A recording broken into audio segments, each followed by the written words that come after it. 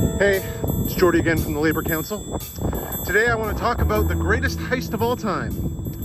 Nope, not talking about the Louvre, but that guy totally did it. Nope, I'm not talking about Doug Ford selling off Ontario to all of his buddies.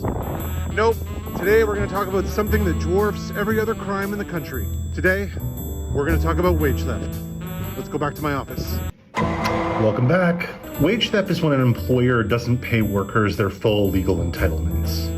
Common examples are when workers are not paid for their hours, or paid at all, paid less than minimum wage, not paid overtime, vacation, public holiday, or termination pay.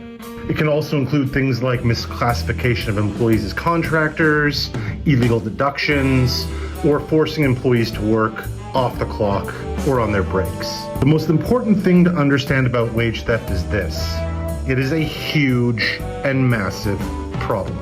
Wage theft is thought to dwarf almost all other types of theft, more than shoplifting, car theft, and home break-ins. Recently, the Workers' Action Centre released a report on wage theft in Ontario, which they noted is at crisis levels. They made recommendations and looked at examples, like Dutchie's Fresh Market in Waterloo, who's faced over 80 claims of wage theft since 2018. Recently, this guy, the owner of a Canadian Tire franchise in Western Toronto, is also accused of paying less wages than agreed upon. The other important thing to understand about wage theft, it's not a crime. If you're an employee that steals $200 from the register, the employer can call the cops on you, have you charged. If, however, you're an employer who rips $200 off from an employee in wage theft, the police don't get involved. Because of this, an employer can make more money ripping people off than they face in consequences. So if the police don't help, who does?